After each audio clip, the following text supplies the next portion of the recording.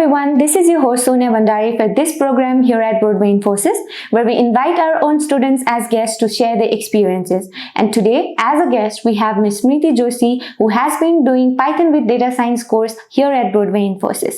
And today, in this interview, we'll be talking about her experiences and suggestions. Cool. सन्चै हुनुहुन्छ? हजुर सन्चै छु। सो इन्टरभ्यु नै अलि सानो हजुरको इन्ट्रोडक्सनबाट स्टार्ट गरौँ न त।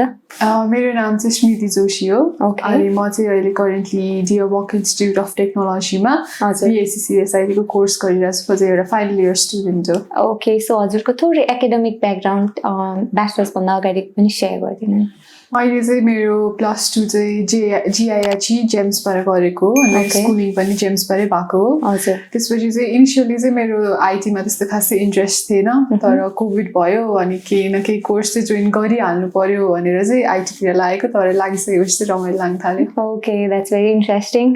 हजुरले चाहिँ ब्रोडवेमा अहिले कोर्सको स्टेटस के छ? हजुरको कम्प्लिटेड हो कि अनगोइङ हो? अनगोइङ छ। मैले चाहिँ अहिले डेटा साइन्सको कोर्स गरिरहेको छु। पाइथनको कोर्स चाहिँ सकिसकेको छ अनि डेटा साइन्सको कोर्स चाहिँ अनगोइङ छ। ओके, सो हजुरले चाहिँ हाम्रो ब्रोडवे इन्फोसिसको बारेमा चाहिँ कसरी थाहा पाउनुभयो? Like from social media platforms कि कसरी थाहा पाउनुभयो? इनिसियली चाहिँ ब्रोडवेको बारेमा मैले अलिअलि चाहिँ सोसियल मिडियामा देख्ने गरेको थिएँ, तर मेरो एकजना आफ्नै साथी चाहिँ यहाँ पढेर गइसकेपछि चाहिँ यहाँको एकदमै तारिफ सुने। ओके। त्यसपछि चाहिँ यहाँ बुझ्न आएको अनि बुझ्न आएपछि म कन्भिन्स भएँ अनि त्यही भएर यहीँ जोइन गरेको। ओके, द्याट्स भेरी गुड है। हजुरले चाहिँ अहिले course Python with data science भन्नुभयो है? सो कति मन्थको हो? पाइथन विथ डेटा साइन्सको कोर्स चाहिँ 3 महिनाको हुँदो रहेछ, जसमा चाहिँ मेरो 1 महिना चाहिँ पाइथनको बेसिक लेभल हुन्छ, त्यो चाहिँ सकिसक्यो। ओके। अनि अहिले चाहिँ डेटा साइन्सको कोर्स अनगोइङ छ। ओके, सो हजुरको इन्स्ट्रक्टरको बारेमा नि अलिकति सेयर गरिदिनु।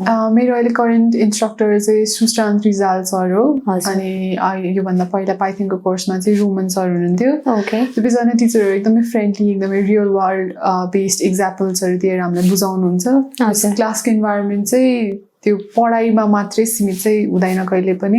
ओके, एकदम बाहिरको कुरा गर्ने, रमाइलो गर्ने, त्यसरी बुझाउने गर्नुहुन्छ। That's very interesting. हजुरले चाहिँ अब पाइथन विथ डेटा साइन्स गरिरहनु भएको छ होइन, यसमा त धेरै नै डिफिकल्टिजहरू पनि आउँछ नि त, बिकज एज यु सेड आइटीमा पहिला इन्ट्रेस्ट थिएन भनेर, सो कोडिङमा त अभियसली गाह्रो भयो होला।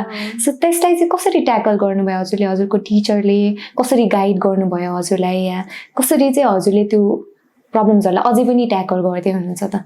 इनिसियली चाहिँ अब एकदम आइटी ब्याकग्राउन्डको पनि होइन, खासै इन्ट्रेस्ट पनि थिएन मलाई, तर अब गर्दै गएपछि गर्नै पर्यो कोर्स लिइसकेपछि त।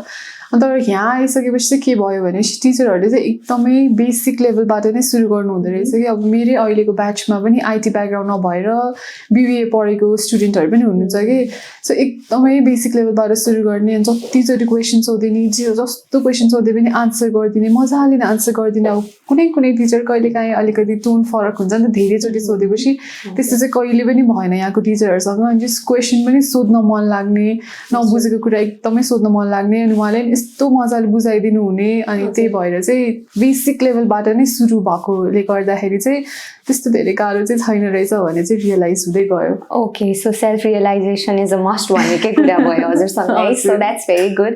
हजुरले अब इन्स्ट्रक्टरको कुरा त गऱ्यौँ हामीले होइन, जस्तै काउन्सिलिङ पनि गर्नुभयो भनेर मेन्सन गर्नुभयो। हजुरलाई हाम्रो अरू स्टाफ फ्याकल्टिजको चाहिँ कस्तो लाग्यो, लाइक बिहेभियर अनि way of dealing with things कस्तो लाग्यो हजुरलाई? मेरो चाहिँ यहाँको फ्याकल्टी मेम्बरहरूसँग चाहिँ खासै त्यस्तो इन्टरेक्सन चाहिँ भएको छैन, जुन लिमिटेड इन्टरेक्सन भएको छ त्यसमा चाहिँ उहाँहरू एकदमै पोलाइट हुन्छ नि। अब क्लासरुम कहिले हुन्छ, कहाँ हुन्छ भनेर सोद्धाखेरि आफ्नो है म हेरेर आइदिइहाल्छु है भनेर त्यस्तो मजाले सफ्ट टोनमा बोल्ने, एकदम मजाले बोल्ने, फोनहरू गर्नुभयो भने पनि एकदम मजाले बोल्ने गर्नुहुन्छ। त्यस एकदम राम्रो हुनुहुन्छ, इन्भाइरोमेन्ट चाहिँ एकदमै राम्रो लाग्यो मलाई ब्रोडवे इन्फोसिसको। Okay, that's a very good feedback for us है। सो हजुरको कोर्सको लागि प्रोभाइड भएको लाइक कोर्स मटेरियल्सहरू हुन्छ नि ब्रोडवेको तर्फबाट, त्यसले हजुरलाई कतिको एसिस्ट गर्दै गइरहेको छ अहिलेसम्मको जर्नीमा? त्यो चाहिँ म एकदमै खुसी छु भनौँ, किनभने ब्रोडवे इन्फोसिसमा चाहिँ रेकर्डिङ्सहरू पनि प्रोभाइडेड हुन्छ होइन। एभ्री क्लासको रेकर्डिङ हुन्छ। अब कहिले ब्याचलर भएपछि कहिले 10 बजे क्लास सकिने, कहिले 1 बजे क्लास सकिने, त्यो कसरी चाहिँ क्लासमा आफू अप टु डेट हुने भन्ने चाहिँ त्यस्तो चाहिँ छैन, किनकि एभ्री क्लासको रेकर्डिङहरू प्रोभाइडेड हुन्छ। अनि सरले गर्नुभएको कोडहरू पनि हामीले पठाइदिनुहुन्छ, केही भयो भने त्यति बेलै मेसेज गरेर सोध्यो भने पनि टिम्समै रिप्लाई गरिदिनुहुन्छ। सो त्यो सबै चाहिँ मलाई एकदमै राम्रो राम्रो लागेको छ एकदम खुसी छु म त्योबाट चाहिँ ओके द्याट्स भेरी गुड हजुरले चाहिँ अब प्रोजेक्ट्सहरू पनि गर्नुपर्ने हुन्छ नि त होइन कोर्समा त्यसमा चाहिँ के गर्ने सोच राख्नु भएको छ अहिले मैले पाइथनको वालामा चाहिँ वेब स्क्रेपिङ गरेको थिएँ अनि अब अहिलेकोमा चाहिँ प्रिडिक्टिभ मोडल बनाउने कि त्यो इमेलहरू स्प्याम हो कि होइन खालको एउटा मिनी प्रोजेक्ट चाहिँ त्यो सोचेको छु पछि पढ्दै गएपछि अहिले धेरै पढ्यो भने त्यसै द्याट्स कम्प्लिटली फाइन हजुर भर्खर इनिसियल स्टेजमा हुनुहुन्छ होइन अझै इम्प्रुभ भएपछि अझै बेटर प्रोजेक्ट्सहरू सोच्नुहुन्छ हजुरले अनि प्रोजेक्ट्सको कुरा गर्दै जाँदाखेरि चाहिँ हजुरको लाइक फ्युचर थट्स चाहिँ के छ त पहिला त आइटी ब्याकग्राउन्डबाट होइन भन्नुभयो हजुरले होइन सो फर्दर सोचाइ चाहिँ के छ हजुरको के गर्छु भन्ने सोच्नु भएको छ यो कोर्स लिनुभन्दा पहिला चाहिँ आई वाज स्टिल एक्सप्लोरिङ है के गर्ने यहाँ जाने कि त्यहाँ जाने कि ग्राफिक डिजाइनिङतिर जाने कि भनेर तर अब यो कोर्स गरिसकेपछि चाहिँ म यहाँतिर चाहिँ मलाई इन्ट्रेस्ट रहेछ भने चाहिँ मलाई रियलाइज भयो त्यही भएर म चाहिँ डेटा एनालिस्टतिर नै लाग्छु जस्तो मलाई लाग्छ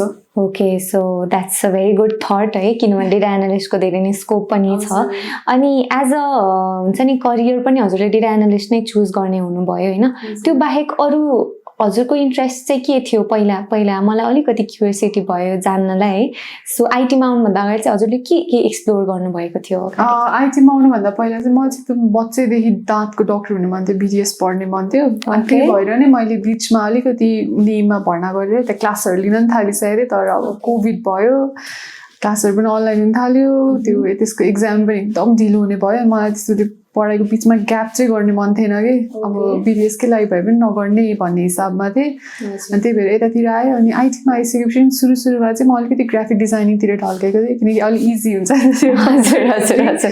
त्यही भएर अलिक उतातिर ढल्केको थिएँ तर अब यता आइसकेपछि चाहिँ मलाई यहाँ चाहिँ त्योभन्दा पनि धेरै इन्ट्रेस्ट छ भन्ने चाहिँ रियलाइज भयो यसमा नि क्रिएटिभिटी त चाहिन्छ किनभने भिजुअलाइजेसन हुन्छ क्रिएटिभिटी अभियसली चाहिन्छ है सो हजुरले पढ्नु भएको जस्तै गरी तपाईँको त कम्प्लिटली फरक भयो नि त बिडिएस पढ्छु भने मान्छे युआर इन्टु आइटी अहिले होइन सो त्यस्तै स्टुडेन्ट्सहरू फर्दर ब्रोडवेमा आउन खोज्नु भएको स्टुडेन्ट्सहरूलाई हिचकिचाइरहनु भएको स्टुडेन्ट्सहरूलाई चाहिँ हजुरले के सजेसन्स दिन चाहनुहुन्छ ब्रोडवेमा चाहिँ अरू ठाउँहरू मैले ब्रोडवेमा जोइन गर्नुभन्दा पहिला चाहिँ यही कोर्सको बारेमा एउटा दुईवटा ठाउँ अरू ठाउँमा पनि बुझेको थिएँ अनि मैले चाहिँ के पाएँ भनेपछि ब्रोडवेमा चाहिँ कोर्स भेरिएसनहरू चाहिँ एकदमै धेरै रहेछ कि अब पाइथनको पनि कहीँ चाहिँ पाइथन र ज्याङ्गो नै पढ्ने खालको हुन्छ डेटा साइन्सको छुट्टै हुन्छ तर यहाँ चाहिँ कोर्सहरू मिक्स म्याक्स गरेर जस्तो आफूलाई चाहियो त्यही अनुसार बनाउन मिल्दो रहेछ कि त्यो भयो अनि अर्को भनेको चाहिँ एकदम फ्लेक्सिबिलिटी स्केड्युलमा चाहिँ हुन्छ नि बिहानको क्लास दिने बेलुका नि हुने अनलाइन पढ्न मिल्ने अनि त्यो चाहिँ एकदम जस्ट एकचोटि यहीँ आएर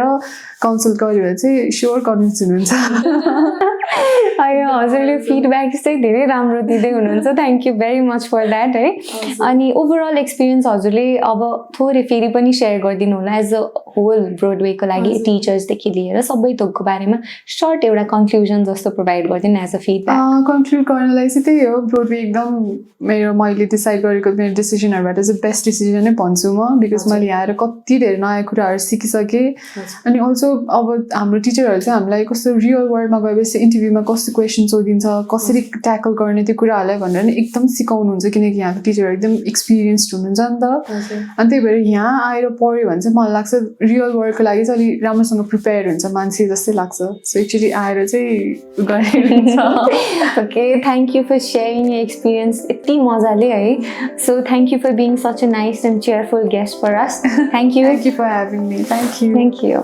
Thank you everyone for tuning into this video. Please be sure to like, share, comment and subscribe to our channel Broadway Infosys. We'll be back with similar kind of content in the future. So see you later in the next video. Broadway Infosys, inspiring growth. An ISO 9001-2015 certified IT learning center. Phone 411-7578. Sri Ganesh Marga, Subidhanagar, Tinkune, Kathmandu.